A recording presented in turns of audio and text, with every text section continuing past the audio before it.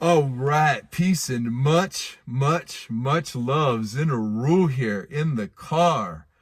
Probably be one of the last times I speak in this car because I've got a green screen on the way. Ordering a green screen, I'm gonna up my game. You're gonna start seeing a different style of video that I'll be putting out in the future. But for right now, one of the things I love about the car conversations is some of my greatest conversations of all time, the deepest conversations and contemplations and philosophical discussions, have spiritual discussions, especially have happened driving in a car, usually late at night, with the passenger, or I'm the passenger and somebody else is the driver. And some of the things I want to talk about tonight, I actually, when I was on tour with a teacher, would discuss with him when we were driving cross country late at night, and it was just the two of us on the open road, in the RV or in the car or whatever it is that we're driving in the van. It happened just a couple times. I was fortunate enough to have these long drives and these long conversations just to get to the heart of the matter. I'm burning that Palo Santo right now, just cleaning the energy field, enhancing the energy field. Well, that smells good. Oh, I burnt some a little bit earlier too. It's just so great. Here, let me share that with you all out there. Again, I don't know if it's going that good. Palo Santo, sage, sweetgrass, cedar, frankincense, myrrh. All of these are really good. There we go. Yeah, let me hit myself again with that. Yeah, get that whole energy field going. I always like to do it from the base of the spine. You know, just feel it come up those kundalini wings. There you go. Yeah, get yourself all doused out there across time and space. Yeah, that smoke is going. Yes, indeed. Yes, I. So anyway, like I was saying, this is going to be one of the last times. Well, I'll do future ones in the car, but this isn't going to be the consistent way that I'm going to be putting knowledge and information and ministry out.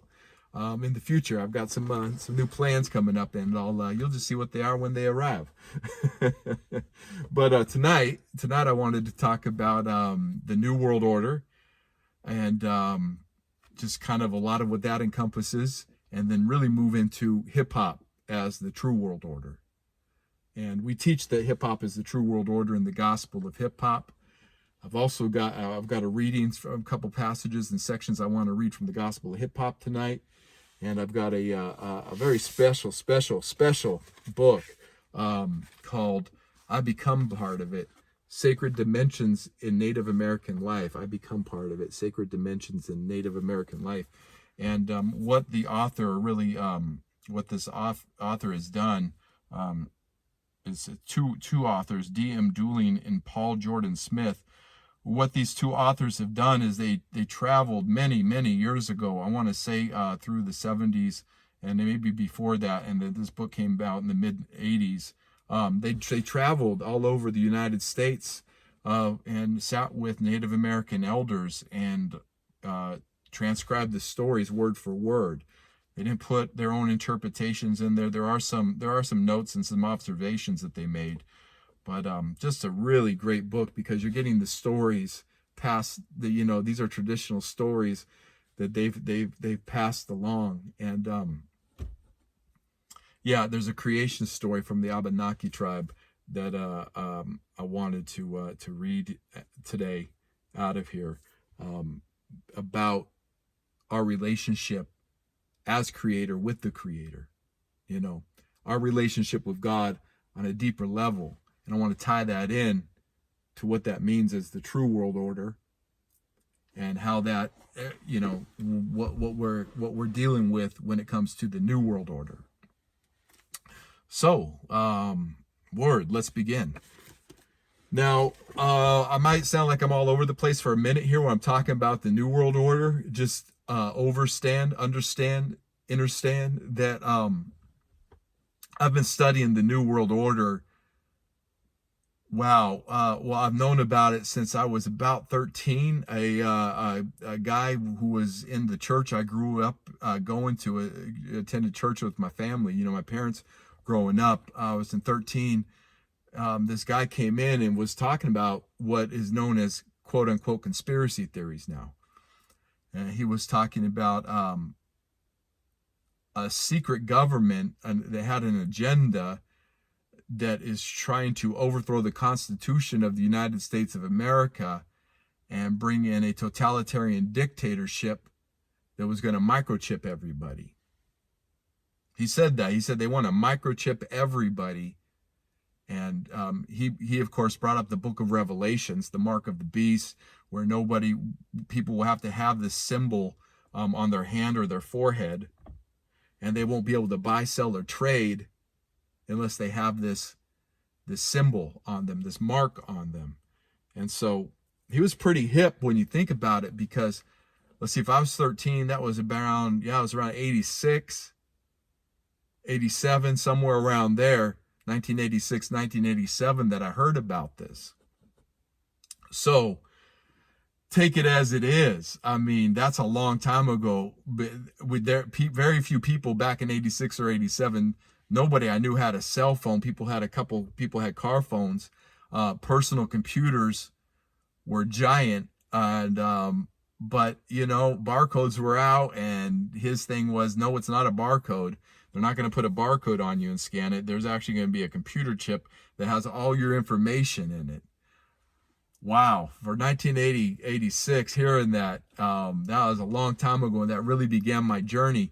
About 6-7 years later, 91, no, it's probably around 92, 93, so about 8 years later, I heard about the so-called Illuminati and a book called Behold the Pale Horse by a gentleman by the name of William Cooper. And Behold the Pale Horse, this was before the internet, and you couldn't just YouTube this.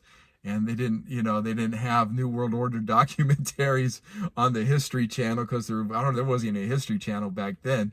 But there was a book, and it was very hard to get. You couldn't find this book. You had to really dig for it. You couldn't just go online and order a book either, right? You had to dig for it. It was called Behold the Pale Horse by William Cooper. It's an independent publication. It wasn't a whole lot of pressings of it. So, it was not an easy book to get a hold of. A friend of mine had a copy of it, and he lived far away. I went and read it over a weekend and was just like blown away by the knowledge. Got my own copy sometime around 95, 96. So needless to say, I've been studying this and aware of this for going on, let's just say I was 13. So 23 years, 33 years. Whoa, 33 years. Woo, woo, woo. That's crazy. Going on, 33 plus years. 34 years now. 34 years since I first heard about it. And been studying it and learning and getting whatever information I could at any time from anyone. And then watching it happen and watching this New World Order unfold right before my very eyes. When 9/11 happened, I knew right away that it was part of the New World Order agenda. I already knew George Bush's dad was down with that when he said we're going to have a New World Order. I already knew Bush Sr. was down with that. So when 9/11 happened and everybody was losing their fucking mind, America's being attacked, we got to protect our freedom.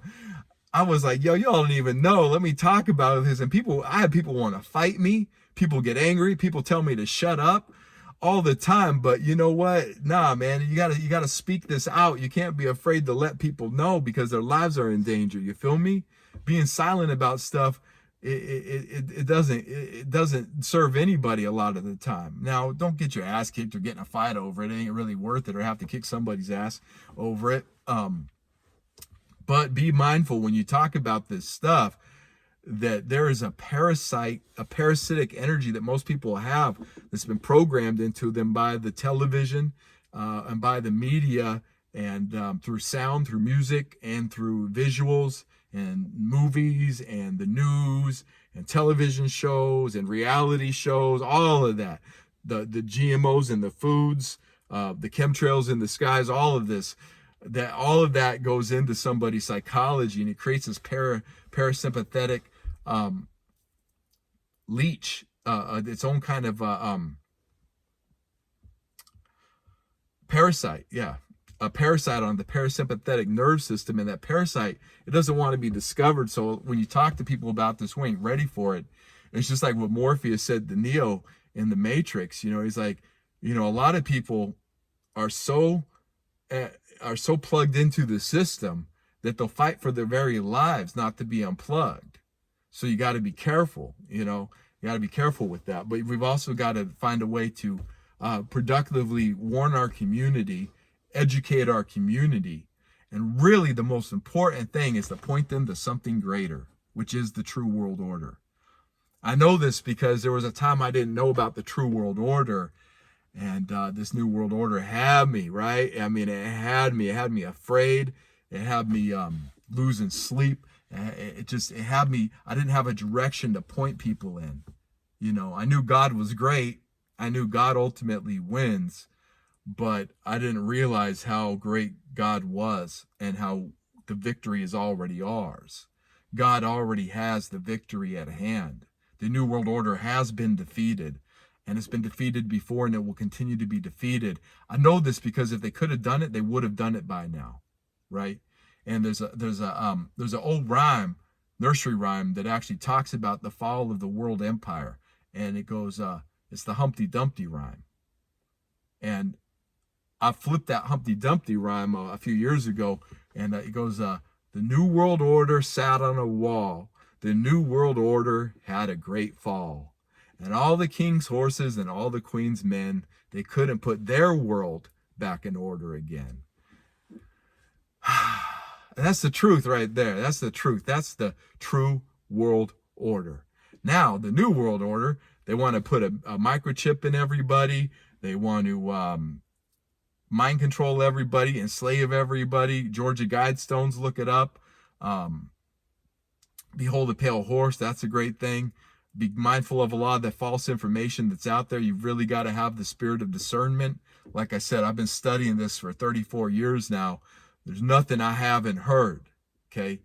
This thing with Jeffrey Epstein and on these world leaders on Pedophile Island, that's just the very tip of the iceberg. That's just what they let out in the public. So when dude is murdered, or they say he hung himself, people can say that's the conspiracy theory that they know, and then they don't research or anything else after that. They feel like, well, at least he's dead. Now that's over. That's a psyop then. He was publicly executed as part of a psyop, so people would just think that it's over, and it's not over.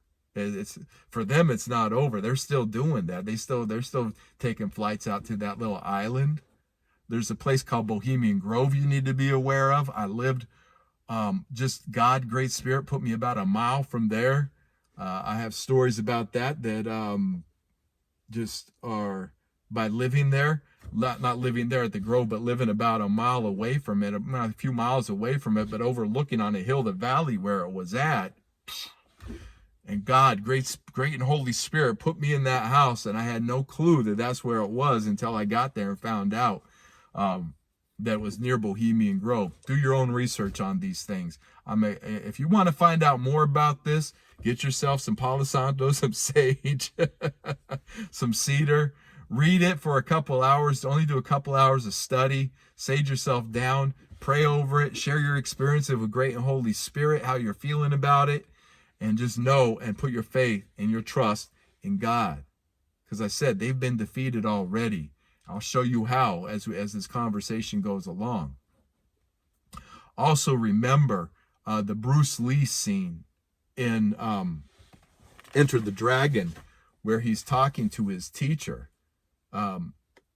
It's important to watch that little piece. Just type in YouTube, Bruce Lee, Enter the Dragon, speaking with his teacher. Because they're talking about that the enemy only hides behind illusions. And once you break the illusion, you break the enemy. And that's all the New World Order is. It's the Wizard of Oz, right? Now, it's not just a happy little Wizard of Oz behind the screen doing these horrific things to people. They're really doing horrific things to people. You know, we talked about the little Epstein Island and what was going on there with the kids and what's still going on with kids and all the missing kids all over the world. You can Google that too, YouTube that. Missing children all over the world. 500,000 kids go missing every year, just snatched, never to be seen from again.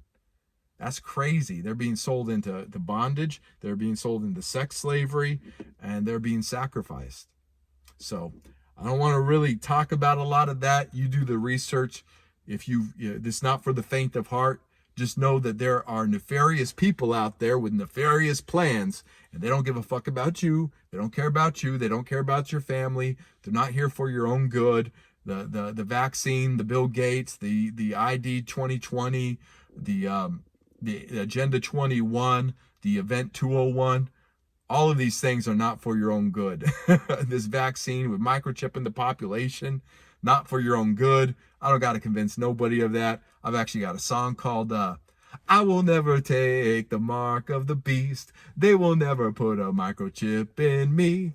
I will never take the mark of the beast. They will never put a microchip in me. Talking about they're never going to make me a motherfucking robot. Guarantee it. And for judging from the way that my Facebook page has been blowing up and social media has been blowing up these past few weeks since everybody's been on lockdown and God put the truth about 5G out there.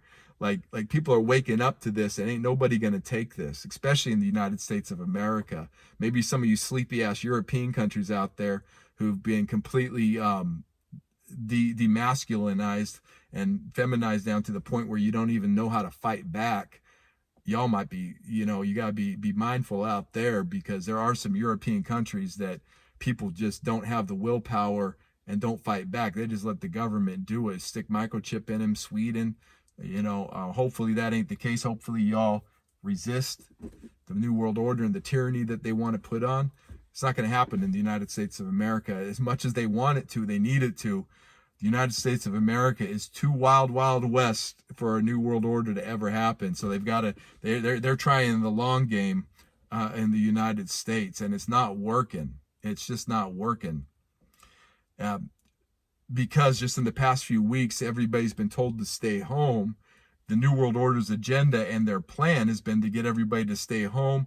Have they released a biotoxin into the air, psychological warfare and chemical warfare right now with this so-called virus that's been released. It's patented.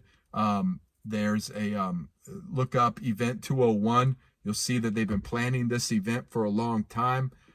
There's actually a video where you see people conspiring against you, your kids, us and our children, all of us and our kids and our families. There's actual video of these people conspiring against us. So the term quote unquote conspiracy theory is a psyop. They put that out in the mainstream just as an easy way to discredit people. It's like being called a beggar or a bum, or being poor. It's a derogatory term that in their agenda they put out in the mainstream after Kennedy was assassinated, because they didn't want they wanted to have a term that if anybody who questioned the government, they would just say, "Oh, that's a conspiracy theorist. Oh, they're into all those conspiracy theories." And that's a way to supposedly dehumanize and discredit people. I've been called it so many times. I embrace it. It's a term of endearment. I actually have a term called conspiracy denier, and that's those who blatantly are in blatant denial despite the overwhelming evidence that there is an organized group of people who are conspiring against you and your family. Conspiracy deniers, y'all know who you are. You know these conspiracy deniers. And a lot of conspiracy denial has to do with white privilege, because a lot of white people don't want to admit it, but they're living some good lives. They're living some really cozy and comfortable lives. And it's at the expense. White privilege is is a lifestyle that requires to be had at the expense of the indigenous world. And white people are indigenous to the world too. Don't get it twisted. We wasn't just coming out of some laboratory, just created out of nowhere, and all of a sudden so-called white people exist. That shit sounds stupid. That just sounds stupid when people talk like that. Like, our DNA comes from the earth. We're Aboriginal people too. All right. However, the way that this system has been designed to give so-called white people a certain privilege, to create a barrier, to create a wall between the elite, the very few, and then all the masses of poor people. They have this thin wall of privileged people, and it's not just white people. It's in Africa. There's Africans who are privileged. In India, they have their whole caste system. There's certain groups of people in every country, but in the United States, in Europe, it's white folk. It's the white privilege, and then their entire existence depends on the oppression of black and brown people and poor people. Poor whites too. It's so a lot of white people who live on a nice acreage, have a really nice home, being told to sit down and don't go to work. Their cupboards are full, their bills are getting paid, their mortgage is getting paid. They've got a plan, they've got a savings, they've got parents and family to borrow money from. Banks will give them loans. It's white privilege. And they are usually the ones who are like, there's no conspiracy theory. Y'all are crazy. Y'all are whack. You don't know science. Oh, Snopes says, Snopes is a so-called debunking website that is just another government-run fucking, excuse my language, I'm working on that. I'm not going to be cursing in my presentations unless really need be. But, yeah, Snopes is just another government-run website, and check it out. Do your own research. Do your own research and find out where you think you're getting your information from is not it's another part of what they own. They own the internet, they own the tanks, they own the military, they own the bombs, they own all the media, they own all the music, they own all the radio stations. They own all the technological companies. They own all the guns and weapons manufacturers. Like, a certain family of people own everything. All the land, all the airplanes, all the cars, all the manufacturing, all the oil fields. They allow you to know what you know, what they want you to know. And most people walk around only being institutionalized and colonized by their information and brainwashed by their information. Now, you can go back, rewind this. I just put out a lot of knowledge right there without a lot of explanation. You can go ahead and do your own research, or just let my research speak for itself, and then point us in the direction of Hip-Hopia, of Hip Hop City, because that's where we're going to go. While they were plotting the New World Order, God had already established the true world order. It's called hip hop.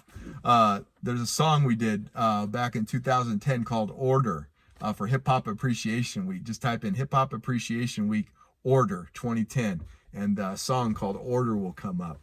And really proud of that song. I mixed that song, mixed and mastered it. I actually got a verse on there, but we had just had some artists from all over the United States jump on that track, and it's just and Aruba too. Just a beautiful track, just a beautiful track. Go take a listen to it when you get a second. Excuse me, because now I want to get into the meat of what we really want to talk about. 5G, I was saying it earlier, 5G's been uncovered. Everybody knows that it's bad for you. People are burning down towers now, burning down 5G towers. I'm glad. I hope that just keeps going and going, because I did a song called about a year ago.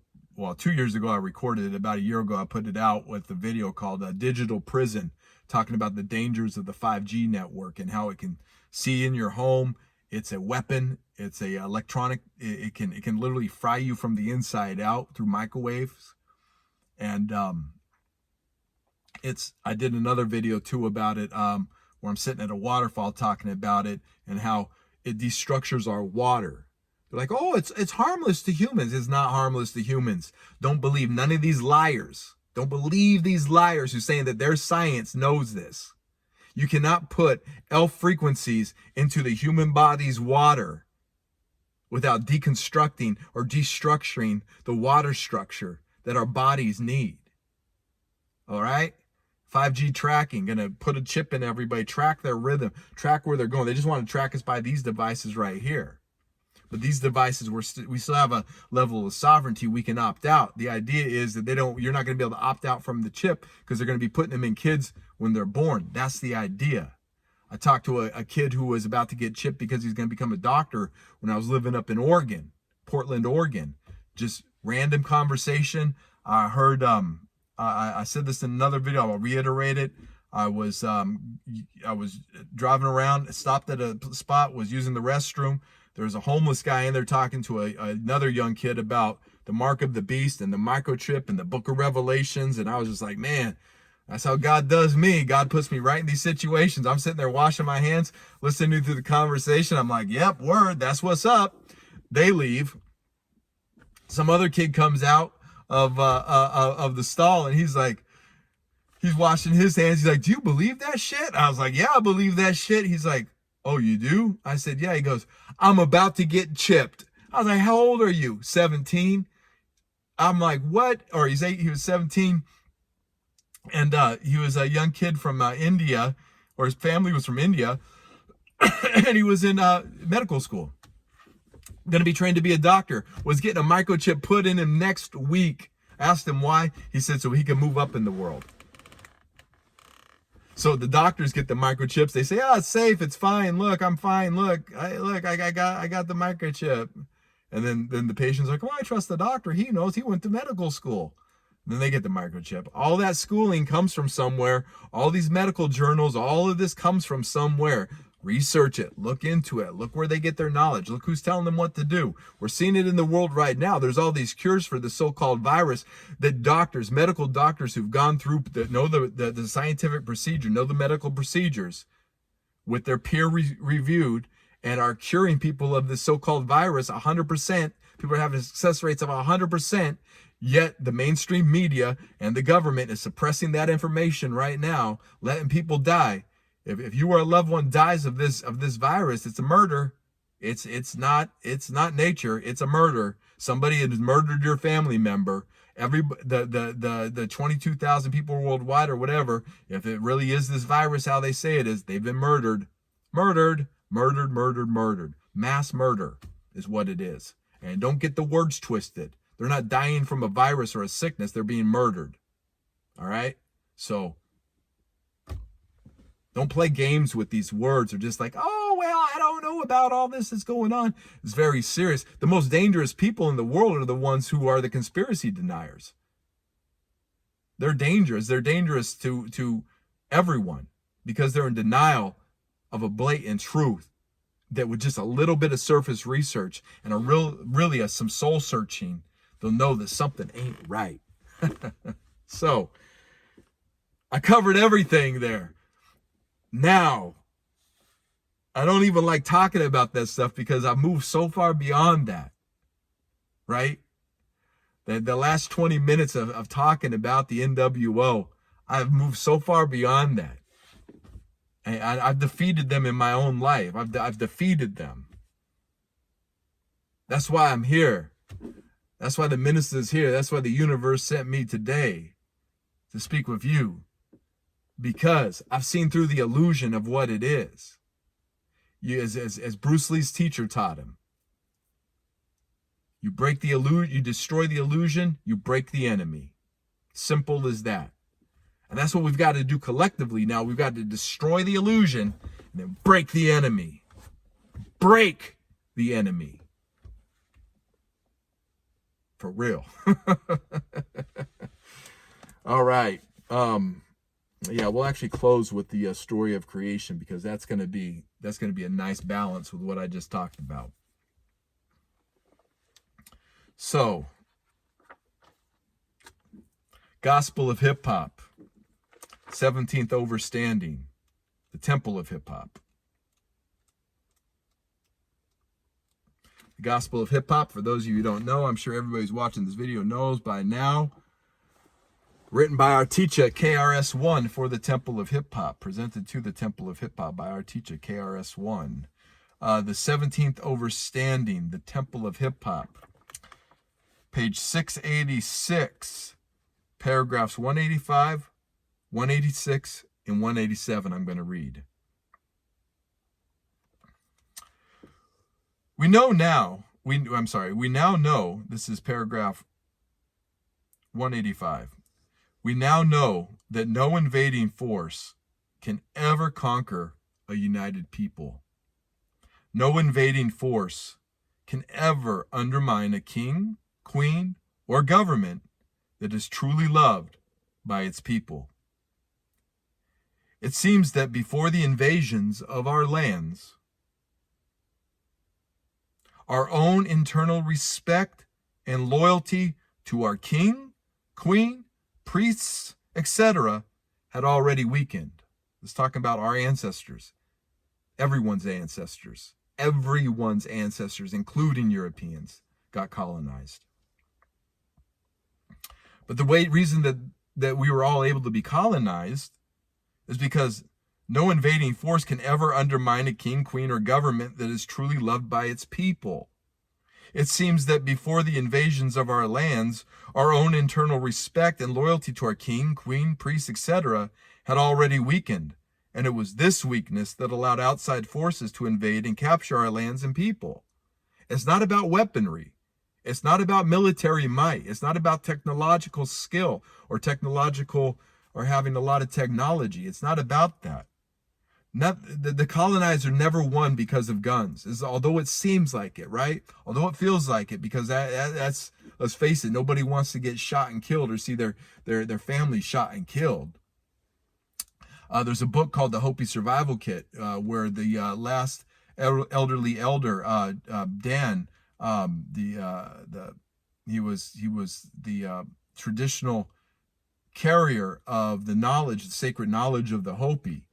He passed it on to somebody before he passed along in a book called The Hopi Survival Kit, saying that the prophets that came to the Hopi long ago told them that if they followed the path that the Great Spirit had set before them, if they didn't waver as a people from that path, that they would be protected from the invasion, from the coming of the white man, and from the colonization. So, and actually what's very interesting is that Chief Dan and those who he was with, who passed on that knowledge to him, and that he was part of that, they kept the traditions of the Hopi going, of the instructions that the Creator gave them, and they avoided the whole colonization process. They lived a different life than the rest of the Hopi on the reservation. Fascinating book. I suggest this book to everyone. The Hopi Survival Kit by Thomas H. Mills. He's the author, but really the author is Dan Evenheimen. Chief Dan. He's the one whose knowledge is in the book. Fascinating book, important book. When I read that book in 98, boom, 97, 98, 97, boom, all the lights went off in my head. Enlightening book. Opened up my mind, my soul, my spirit to get on the spiritual arc. Beautiful book. Anyway, let's continue. Okay, so we were just talking about that nobody, no invading force can ever undermine a king, queen, or government that is truly loved by its people. So it starts with the people and the disunity amongst the people that weakens the people and weakens their nation. Hip hop, pay attention. This is us. We're coming out of this. Okay? It's very important that we understand the responsibility and the magnitude of this. If you don't like the New World Order, you have to live as the true world order. You have to follow the new instructions that God is giving our people. Okay? Even today, there seems to be an ancient and original true world order that derives power through self-expression and human ingenuity, which is being interrupted and exploited by a technological new world order that derives power out of the barrels of guns. One world is real, and the other world is indeed fake. One is indigenous to nature and spiritual law, and the other is alien to nature and spiritual law. However, anyone who imposes their will upon you enters the relationship from a weak, uneven position, because to have to impose your will means that your will is not natural or divine. It is not in harmony with the true nature of things. It is not universal to all creatures. You never have to impose a will that is already in harmony with the nature of reality itself. That's why I've got this book here, The Nature of Reality Itself. We're going to get to that, okay? Getting in harmony, the quickest way to get in harmony with the nature of reality itself, guiding our direction.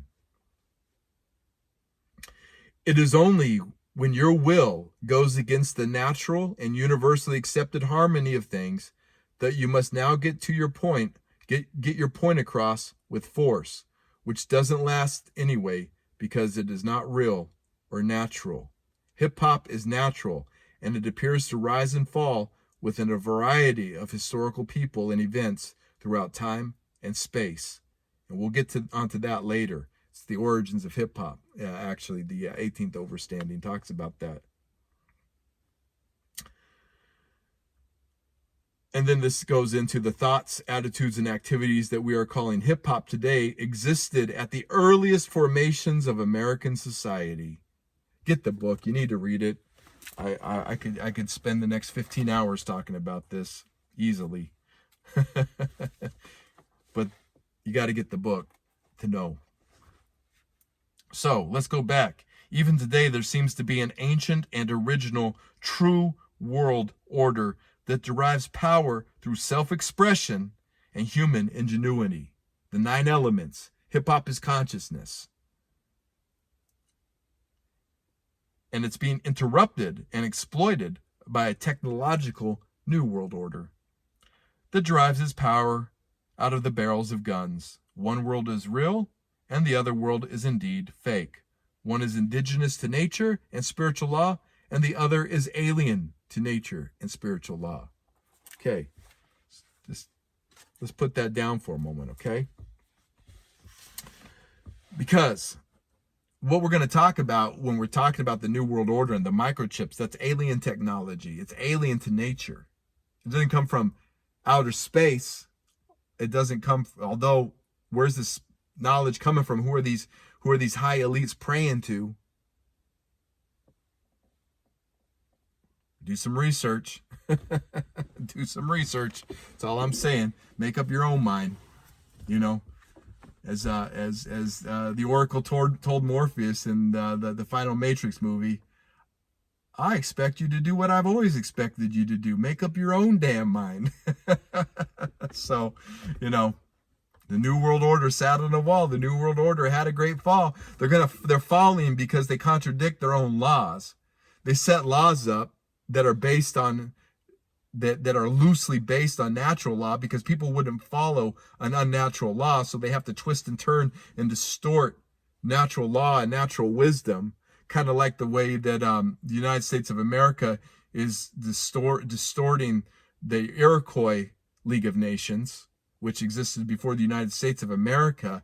Actually, the United States of America stole their ideas from the Iroquois League of Nations and the Iroquois Confederacy, and even stole the Constitution from those teachings and from earlier constitutions and governances that were here in the United States of America, including Europeans, but not limited to, not the majority, not completely run just so the European way of life is the only one that lives. None of that. There's a true world order here. Get the gospel. You'll see historical data. Get another book's called People's History of the United States of America by Howard Zinn.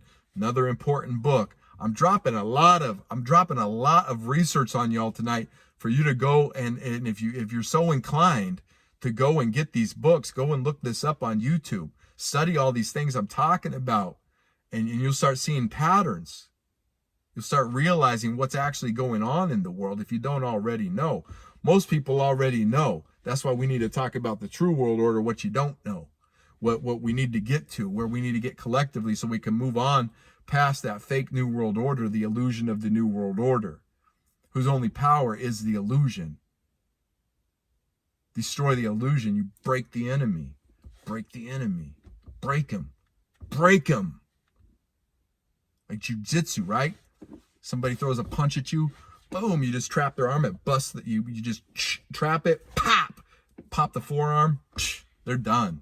You break that forearm, people just like, oh man, chi's gone out the body. You snap that forearm, you get that trap, bam, pop that forearm open, pop it in two places. There's a way you break, like there's like three main bones in here, you pop two of them, pop, and the chi just leaves the aggressor's body.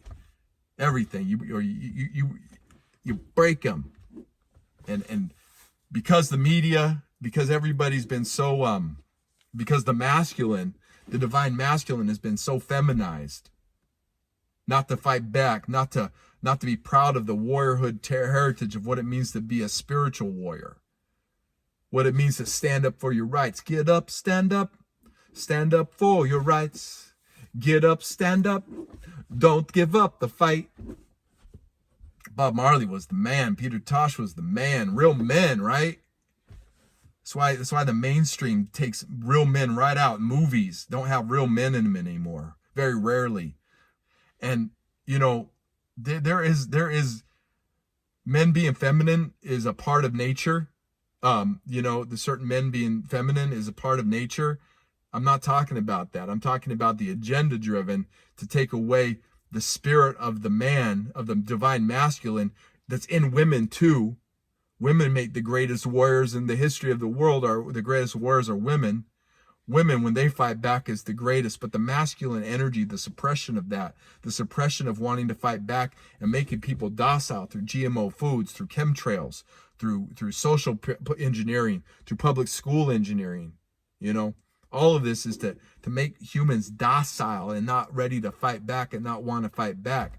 But as the great prophet Kwame Ture taught us, never underestimate the power of the unconscious people. Because the unconscious people will fight for their freedom faster, will rise up to fight for their freedom faster than the so-called conscious community. So the conscious community, a lot of times, is our greatest adversary. When you're conscious, those who are threatened by your consciousness in the so-called conscious community, because they're comfortable with the agenda, will attack you first if you're a so-called conscious person. I know this from experience as Minister Zin Uru. I know this because for me, once I started speaking the truth and once people started seeing me with the teacher and I'm out there like, you know, advocating hip-hopia. I got a song called New Religion in 2006 where you hear me in an interview in 2006 talking about hip-hopia. This ain't new to me. I've been preaching this to everybody. Everybody for 15 years solid, nonstop. Ask anybody. I've paid my dues. My credentials are legit. I am down by law. When it comes to hip-hop and hip-hopia, I am down by law. I have paid my dues. My credentials are impeccable. I have walked with the teacher KRS-One for 15 years. Ain't nobody telling me shit that I don't know what I'm talking about. And the conscious community going to come and try either ignore me or they work against me. They're threatened by it. I don't know what I do know what they're threatened by. They're threatened by the fact that, you know, real revolution only works for those who participate in it. And when you gain consciousness, it's really easy to go slide yourself in and manipulate unconscious people at a college or university that was going to pay you a fee. You know, how are you going to have a revolution at college? How are you going to teach real hip hop at college when they don't get math, science? They don't even get sports right at college. They don't get anything right at the college level. They're not going to get hip hop right. College is colonizing hip hop. Colleges and universities are colonizing hip hop the same way that the record industry colonized hip hop. Same thing. Same thing. Same exact thing is going on. That's why I don't work. I was offered $65,000 a year to teach at a university in Minnesota. $65,000 a year. My best years of landscaping, I probably didn't scratch 25. $65,000 a year I was offered to sell out the temple, bring the gospel, bring the teachings, bring everything the teacher taught me, and create a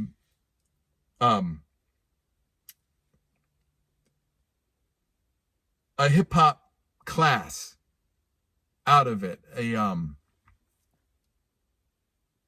I forget the technical word that they wanted me to create. They wanted me to create, the structure of how to teach hip hop. I was said, but I would have to leave God out. I was told I would have to leave God out. I'm like, I can't teach hip hop without teaching God. I can't speak about hip hop without speaking about the miracle of God. Like, it's impossible. Like, it's literally impossible. That's why you can't teach hip hop at universities, because you can't teach God at the university. If you can't teach God, you can't teach hip hop. It's that simple. You could teach somebody how to rap. You could teach an element at a university and not bring God into it. But if you've actually succeeded at any of those elements, like really, when you talk to any pioneer, any of the greatest hip hop artists, they got to bring God into it, because there's no other way to explain the supernatural way that a hip hop career or a hip hop lifestyle gets started except for God. So I was told I would have to leave God out of it. I was going to have to create, the blueprint, how to build this, and then teach classes, but really to teach teachers to lead the classes. Now, I knew that shit was, I knew it was the devil. I knew it was the devil trying to trap me. First of all, say to leave God outside. Well, what, I'm supposed to just sell out the temple now? Sell out the temple of hip hop? Fuck no. Language, Zin. I got to come up with a way to penalize myself when I'm cussing. Lately, I'm really working on that, because it's just, I don't have a problem with cussing. It's part of the language, but as a ministry, it's just, I feel there's a better way to communicate, especially since young children now are coming up on hip hop, and we're having kids, there's a time and place for foul language, and there's a time and place for proper getting the point across, and that's what this is. Anyway, I got offered $65,000 a year, and I was living and sleeping on in up above a garage at the time, with it was a one room above a garage, and I was making no money hardly. I was living on rice and beans and water. It was the poorest I ever was in my life. And it was right before the actual gospel of hip hop came out in 2009. And I just gone through this, just a devastating loss after loss in my life. God started vibrating a lot of things out of my life, because I started vibrating at the frequency of hip hop that the teacher was talking about. I started vibrating really at the frequency of God, of an awakened God. And the things that couldn't be hip to my hop were just vibrating out of my life at a rapid pace, like a rapid pace. And that's when the devil tried to tempt me, offered me the world, offered me the kingdom of the world, anything you want, power, money, prestige. That was a base salary of $65,000. And then I would become the head of that in a year or two after I've built the curriculum. That was the word I was looking for. Once I built up the curriculum and was able to teach it to other teachers, then I was like 125, 130, you know, like $130,000 a year. That's a Corvette and a nice ass house and all the weed I could smoke and all the food I could ever possibly have, and going out to dinner every other night, and you know, living good. That's that kind of money. So you know, was tempted, you know, the devil put the temptation in my face. I was expecting it, saw the devil coming, told the devil, nope, no thank you. Bing, hung up the phone. Hung it right up, because there is no price for selling out the soul and what this actually is becoming right now, and what this is going to become in the future, what the temple of hip hop is growing into and becoming. And no, it's not for everyone. It's just for those who hear it and feel it. But I was asked today by somebody to talk about the New World Order versus the True World Order. And that's what I really want to get to. So we talked about the True World Order as hip hop. The only way it works is by not selling it out. That's the reason I told that story. Not to make me look dope, even though I am dope. For real. Not to bring and draw that attention to myself, but to say that you have to walk the path of hip hop like that. You can't sell it out for nothing. You can't sell out our teachers, our leaders, our ministers. You can't sell them out and expect for the New World Order to ever go away. The more that the True World Order wakes up to itself again, the New World Order is just going to literally, we're going to speak it out of existence. And I realized that one night. I realized that knowing these metaphysics, I could just literally speak the New World Order out of existence. That we could just speak the New World Order out of existence. That we could speak the so-called Illuminati out of existence. That we can speak the devil out of existence. At least the power that they all have over the world. There's always going to be some kind of adversity, because adversity and resistance creates strength and power, right? Real power, real spiritual strength is learned through that resistance and resisting the temptations of the world. Those temptations are always going to be there, but our people are not always going to be living in this oppressive system that we're in right now.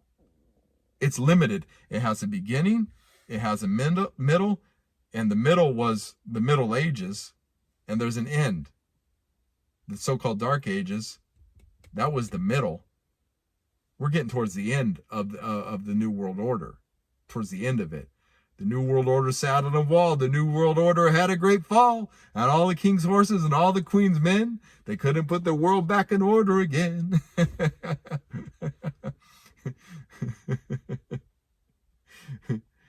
Destroy the illusion and you break the enemy. Break the enemy. Break the enemy.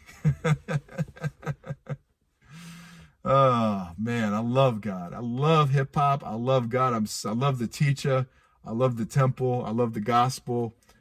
I'm so grateful for this knowledge in my life, because when I didn't have it before, I didn't know how this was going to happen. I didn't know how we were going to defeat the New World Order. I didn't know how God was going to defeat the New World Order. I knew God was going to do it. I didn't know that I was going to be part of that. You know, I didn't know I was going to be part of taking the New World Order down. Raise your hands and overstand. Hip hop is the promised land. First track. Go back and check the history. Been saying this for a minute. Been saying this for a long minute. I'd like to hear more people talking about it. You know, there's very few people that I know, myself, Son One, the teacher, who's publicly talking about hip-hopia and hip-hop city and not afraid of their family and what their family or friends is going to think when they start talking about hip-hopia. Because that's like the first, that's like Morpheus talking to Neo. That's like the first line of defense, is you got to get past your family and friends and have the courage to be the real you. Do you have the courage to be the real you? Because you start talking about hip-hop is the promised land. Hip-hop is, there's a spiritual hip-hop. You wrote your own gospel. Like, there's a temple of hip-hop. That sounds crazy to the mind-controlled. That sounds crazy to those stuck in the matrix, to the colonized. An uncolonized mind sounds crazy to the colonized mind, right? And even the so-called conscious people and so-called people who know about the agenda, the conspiracy theory, they look at these teachings, and what I'm talking about here is crazy. Fine, let them all think that. Doesn't matter. What really matters is your relationship with your God. What really matters is your relationship with yourself. And what is the calling of your soul? What is the calling of your heart? Where is your truth? If you really see yourself moving into hip-hopia in our lifetime, and hip-hop city in our lifetime, it's time to get busy right now. There is no time to waste. Zero time. We've only got this life. Yeah, there's reincarnation. Yeah, we may come back in a future life. Good luck with all of that and just wasting this life. There is a heavy price to pay for wasting a life once you've heard the truth. The true world order. True world order. That's the truth. What is it again? How'd the teacher define it in the Gospel of Hip Hop? Even today, there seems to be an ancient and original true world order that derives power through self-expression and human ingenuity. One is indigenous to nature and spiritual law, and the other is alien to nature and spiritual law. Well, let's get into some spiritual law. And let's really get into, there was another one that I had read that I wanted to, that directly talks about what I'm going to talk about here.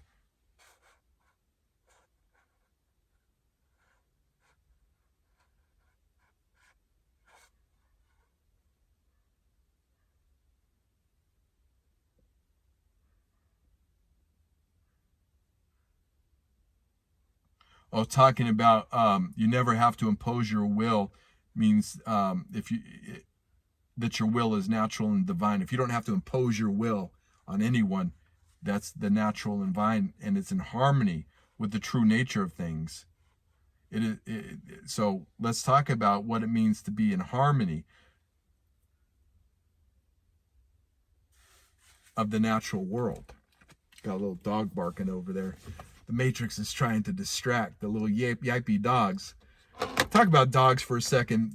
People should not have dogs if they can't take care of dogs. It's the saddest things. Dogs are the most noble, loving creatures there is on earth. Dogs are so noble. They are so noble. They are so noble. Even the little yippy ones. Their character is noble when they're taken care of. They will protect the family. They will fight an enemy. They will be the first to run ahead of you and fight for you and protect you. They're so noble. And when people don't take care of them, it's just sad. It's just sad. I'm actually writing a couple books right now. One is my journey through the temple of hip hop and kind of my life journey, my life story.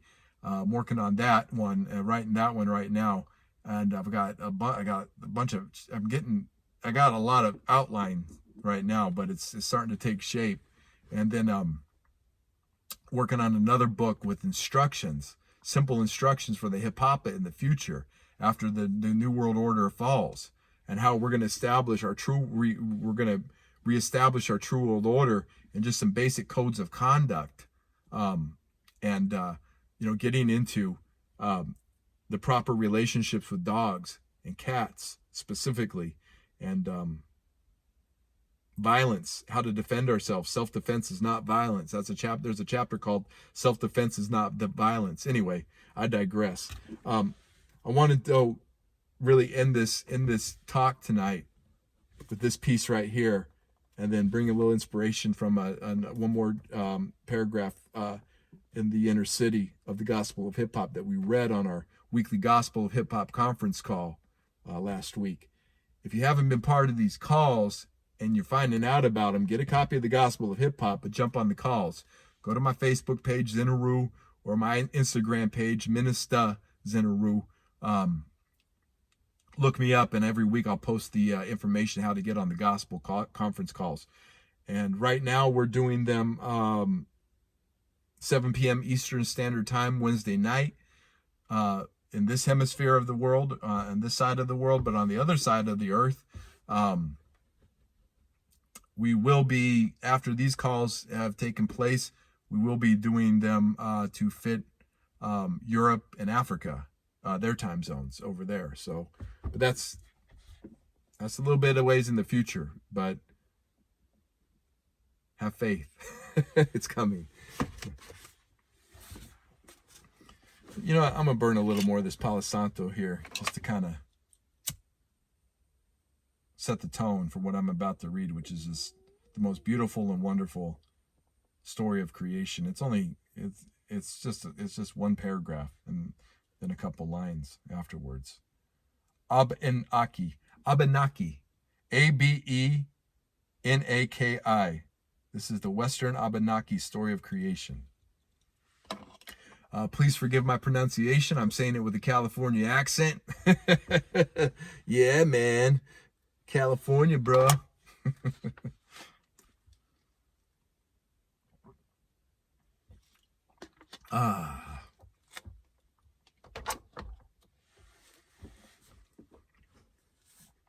The Western Abenaki story of creation begins.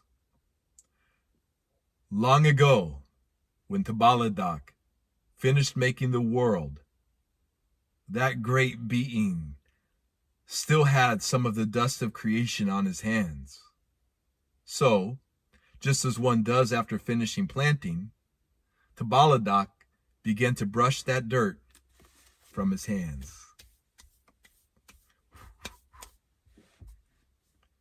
That dirt, the dust from the making of all that came to be as Tabaladak, the owner-creator, thought of it and made it. That dust sprinkled like rain onto the earth. There, where it fell, the earth began to move. It moved as with breath. The shape of a head and then a torso formed in the loose red earth. The shapes of arms and hands, of waist and hips formed. Then that shape sat up. It opened its mouth. It spoke words of greeting. These were the first words heard on the new earth. But the language was the language of the earth, which shaped itself into being. Tabaladak understood those words. "Tell me your name," the owner-creator said. "I am Odzihozo," the being said. "I am the one who gathers himself." "You are wonderful," Tabaladak said.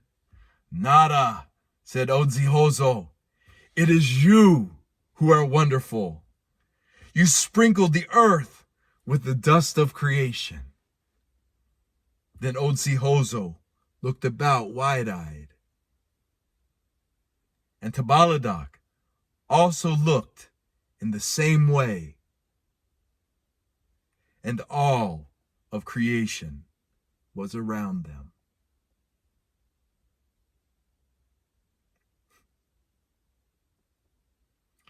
What a beautiful story of Tabaladak, the owner-creator, and Odzihozo, the creation, the created. You and I are Odzihozo in this story. Tabaladak is the great and Holy Spirit. When great and Holy Spirit finished making earth, he sprinkled the dust of creation.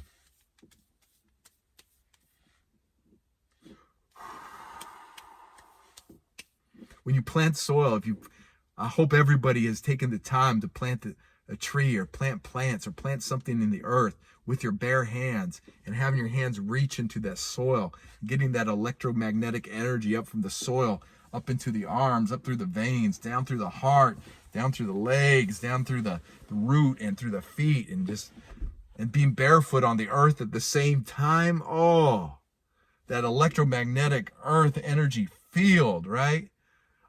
Somebody really special told me today, showed me that conspiracy, there was a meme going around about conspiracy. You're really gone down the rabbit hole when you think that shoes are a conspiracy theory.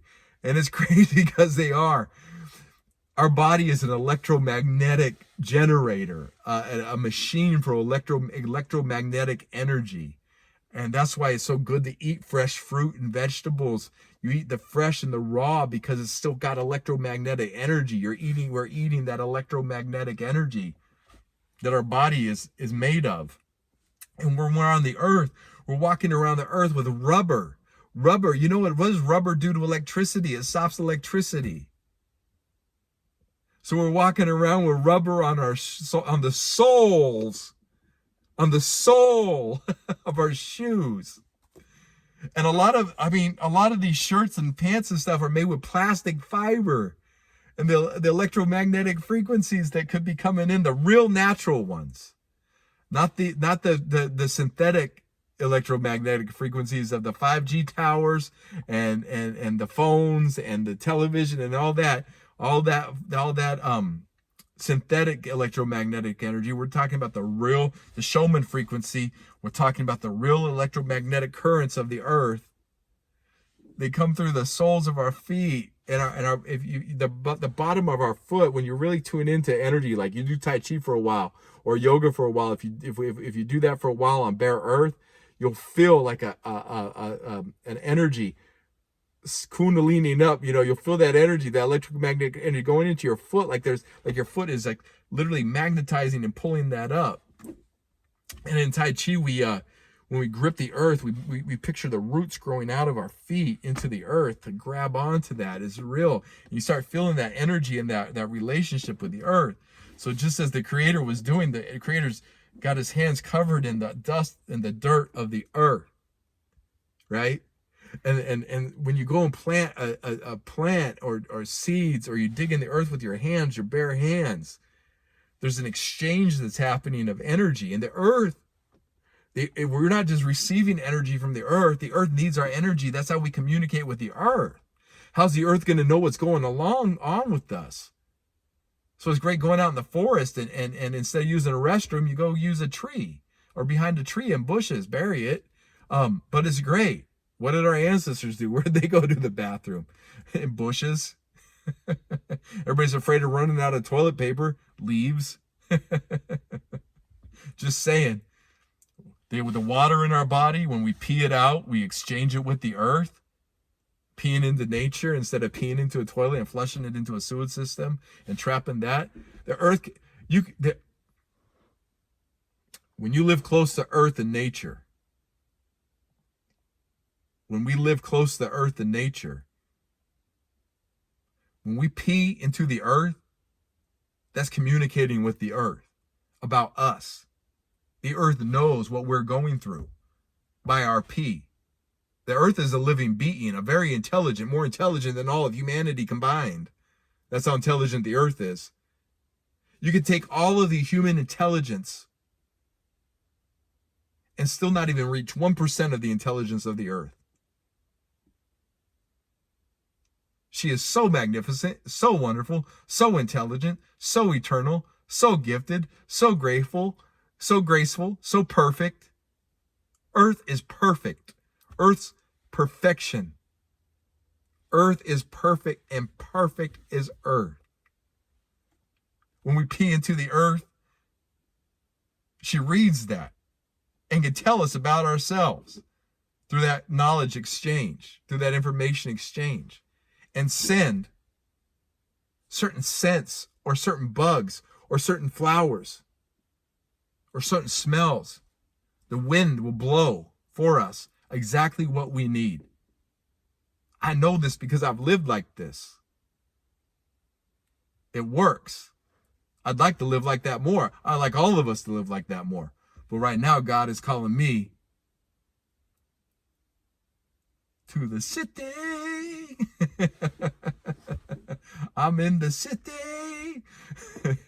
But I still pee in the backyard. Whenever I get a chance. Because you got to let the earth know. Just a little information. Too much information, right? A little TMI. But it's real like that. And same with planting. When we're planting in the earth and we're digging in the earth, our hands, that dust, picture that next time you go out and plant. You're giving it the breath of life when you're blowing off the dust of creation, and it's falling like rain over the earth. And then we were formed. This body, this human body was formed. And then the breath entered it. It moved as with breath. That's the breath of God. That's who we truly are. We're just inhabiting this mud. You know, this clay. Really, it's clay. We're made of clay. We're made out of clay. Our body is, the human body is clay. It moves around, it's animated, but it's clay and water. It's dirt and water. At the end of the day, it's just dust and water. And the breath is who we really are. Our true nature is the breath. That's who we really are. What a wonderful way I was saying earlier, this is where you go. I brought up the Hopi Survival Kit. This is the ark. This is the new ark that they talk about in the Hopi Survival Kit. Oh man, my stomach is growling. I'm fasting right now. The stomach's just cleaning itself out. But yeah, the Hopi Survival Kit talks about this new ark, and we talked about it in the Gospel of Hip Hop too, the new covenant with Creator. The new earth. People will call it the new earth. What we're giving birth to. The breath of creation. We're the breath inhabiting this clay. This clay is just temporary. We leave it behind. And when mommy and daddy clay get together, they make little baby bottles, little baby clays. And then the breath of God enters into the little baby clay and animates the baby clay, and the baby clay grows into a grown-up clay. We're just mud. But we're so much more. We're the gift of creation. We're the breath of life itself, and tuning into that, right? That's how we overcome the New World Order. That's how we get to the very essence of who we are and our nature, our natural aboriginal self of the true world order. This right here, this story, this Abenaki story of creation outlines it perfectly. Our relationship with the Creator, with our Creator. So if you go back and you know the beginning of this video, I'm talking about the New World Order, right?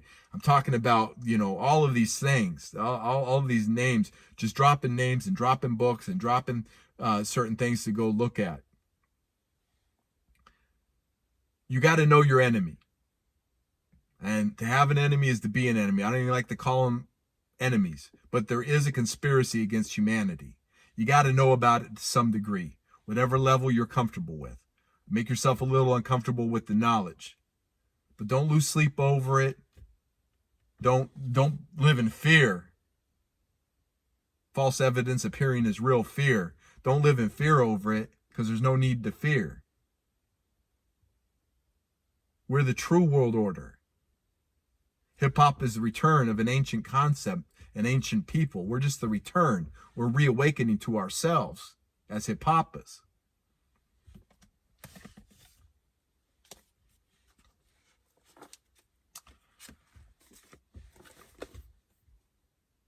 In the fifth overstanding of the Gospel of Hip-Hop, the Inner City, page 285, paragraph 18. Our inner city in the Gospel of Hip-Hop is what Jesus taught and was called the kingdom of heaven is within. Yeshua, the Christ, taught that the kingdom of heaven is within. And when you find it within, you see it all around you. That's where I live. I only live in the kingdom of heaven. The inner city often spoke of as the middle way, the kingdom of heaven, the kingdom of God, walking the path, etc. The inner city is that condition of being habitually moved to spontaneous right choices. It is the good life. It It is the good life. Had to cross through the wilderness to get here, to get to the promised land. But here we are. Here we are. This is the kingdom of God, the realm of heaven, the middle way, the shining path. This condition is what we call the inner city. That's where the breath, that's where the inner temple, that's where the breath of God lies. The clay of creation creates a temple that houses the breath of God, which is you. You are the breath of God. You are so loved. You are so special. You are so sacred. You are a miracle. You are a miracle. I got to learn to hit those notes. Streetlight, check it out, by the teacher. Minister Simone sings the hook. Miracle. You are a miracle of creation. No one can take that from you. You are the living breath of God. No one can take that from you. Ever. Ever.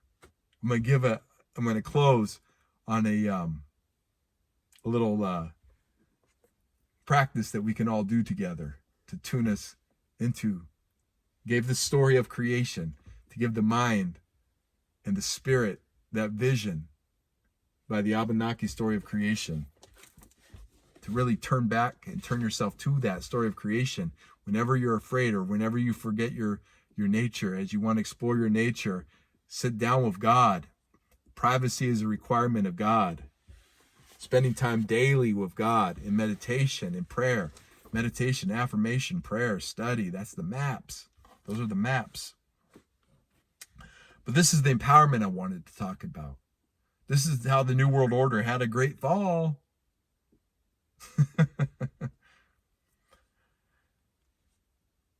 Page 285, the Gospel of Hip Hop, paragraph 18. This is the fifth overstanding in the inner city.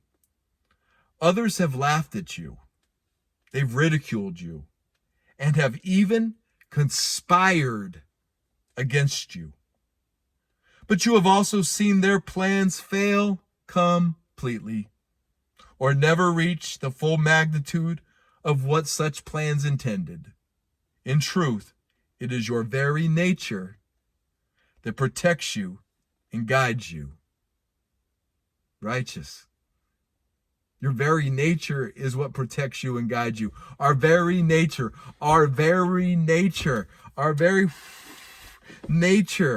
guides us and protects us.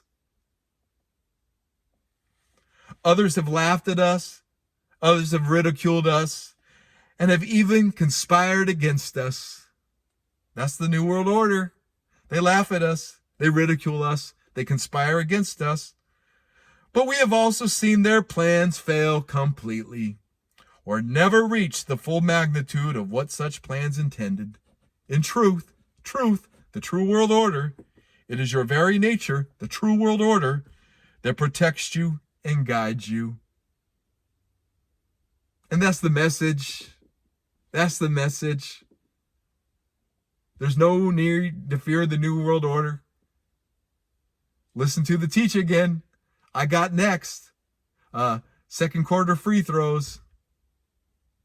We are the ones prophesied to return. My main concern is for all of you to learn, yes, and to live through the message I give and send, my friend. This age is coming to an end. Not the world, but the age is ending. Listen to the astrological message I'm sending. Truth is truth, whether or not you like me. We are living now in the age of Pisces, but Pisces was over at the year 2000 when the Son of God changed his housing and entered into the age of Aquarius, where knowledge and truth will take care of us. Oh, man, I had it. Oh, the big brother watching over you is a lie, you see. Hip-hop can build its own secret society.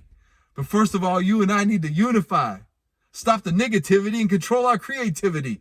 The rich is getting richer, so why you ain't richer? Visualize wealth and put yourselves in the picture. I didn't get the whole thing right. I almost have it memorized. But word on that. There's no reason to fear the New World Order. We should order the whole new world to pay us. The New World Order and the old state chaos. The big brother watching over you is a lie, you see. Hip-hop can build it. Hip-hop has built its own secret society. Word, that's from the Teacher's album, I Got Next back in 1998. I first heard that rhyme. I had to play that rhyme at least 20 times before I even went on to the rest of the album. Just kept hitting rewind, rewind. One of the greatest raps ever written. Second quarter free throws, and of course, fourth quarter free throws at the end. About the, yeah, just get the album. You know what it is. So, ooh, I think that's a sign. Almost time to go. Hour and 20 minutes already. Right on. Let's get this up to a little bit less than 90 minutes and call it a session. Their plans are failing completely. We're watching it right now. The proof is people are talking about 5G and the dangers of 5G. While they're trying to make everyone afraid of this so-called virus, everybody's waking up to the dangers of 5G. That's only God. That is God. That is our nature. That is our true world order protecting us. Our divine nature is protecting us right now.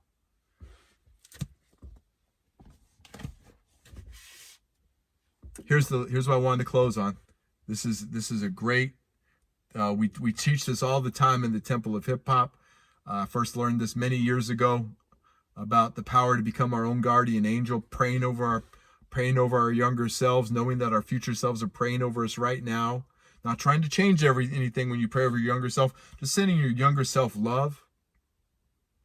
And when we talk about the true nature of God, the breath of God that's entering into the clay, the animal body, this is how we get in tune with that. This is how we find that part of ourselves that we may have forgotten how to find. It's very simple and easy exercise, and it goes like this. I'm going to write this word here. I got a marker? I don't.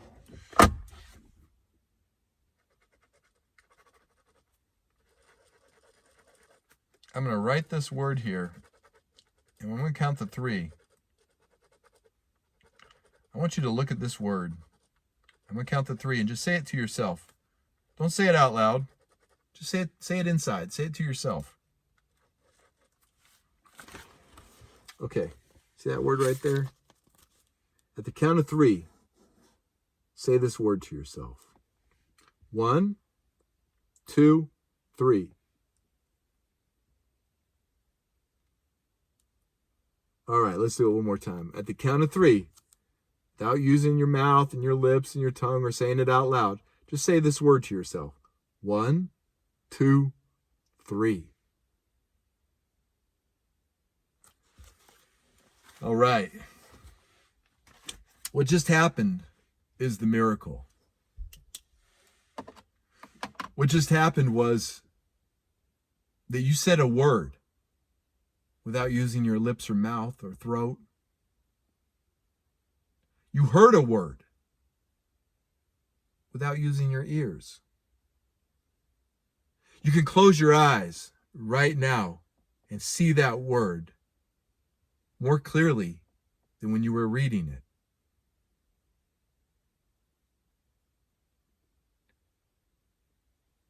If you don't need your physical eyes, your physical mouth, and your physical ears to hear, speak, or see now, you don't need them when you leave this body. It's that simple. There's a voice that speaks that doesn't require this body. You hear it all the time. There's a sight that sees that doesn't require these eyes. We use it all the time. There's an ear that hears without the use of these. We use it. Interesting. The video stopped because I ran out of room, so I had to go delete a couple things. But I just wanted to close with that when we don't need this body to see, to speak, to hear, to taste, to smell, there are so many senses that we have that this body kind of limits us to. We have other senses beyond just intuition and our seventh sense of knowing. That this body limits us to a certain set of senses. But we are not this body. We are not the clay. Although we are, and it's sacred, and it's a gift, and it's wonderful. This is the most wonderful gift that God could ever give us. You are the most wonderful gift that God could ever give you. You are the gift. You are the savior of your life.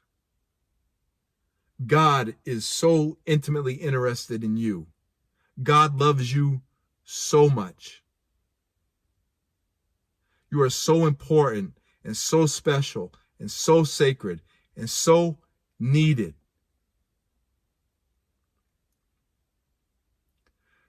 Learning our true nature. How to get back in tune with that self that doesn't need the body to live. How to understand our relationship with the Creator who breathes us, and we are the breath of Creator itself.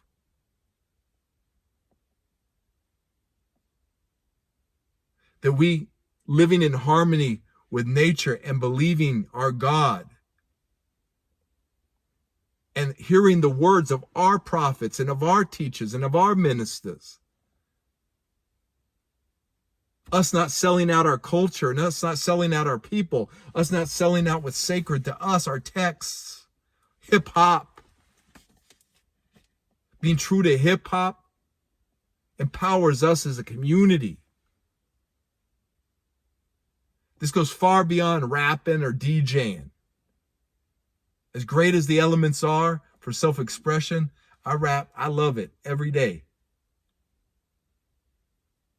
But our true nature is a being of love. We are love itself. Is wonderful.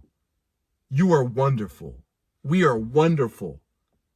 We are a wholly integrated people having omnipresent power right now. The New World Order is going to fall on its own. We've seen their plans fail countless times before, and will continue to see them fail. But who are we in all of this? Who are we when we wake up in the morning, when we sleep at night? What are we giving our energy and our time to? Can you really see and visualize hip-hopia in your lifetime? Can you really see a hip-hop city? Does that really resonate with you? Because if it does, we got some work to do. If it does, we got some work to do. It starts with ourselves. It starts with our inner work. And the more inner work, the more we tune into our inner true nature, it just starts vibrating into our outer nature. Our outer nature starts becoming hip to our hop. Our outer nature starts knowing our movement. When we become hip to our inner hop, our outer environment becomes hip to our inner hop. And our environment starts hip-hopping around us too. We're not strangers here. We're not aliens here.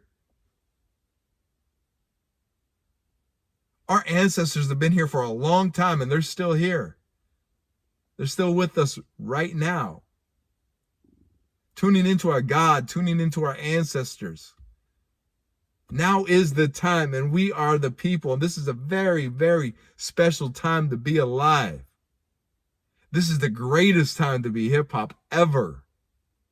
This is the greatest. We're about to come into the new light age. It's the greatest time to be hip-hop ever. Master yourself, master your craft.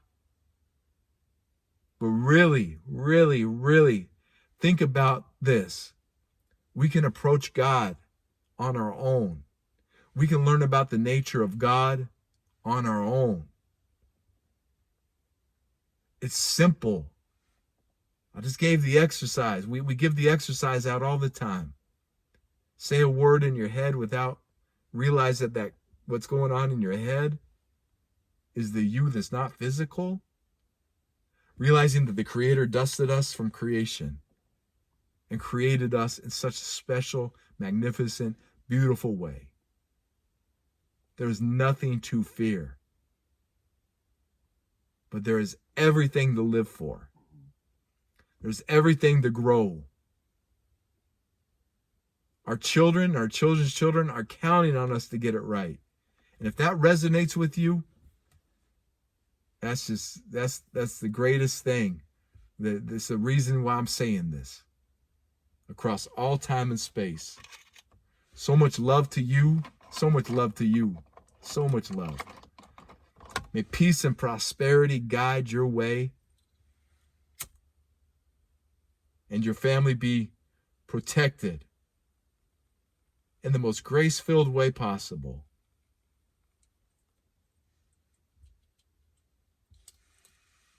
Peace and much love.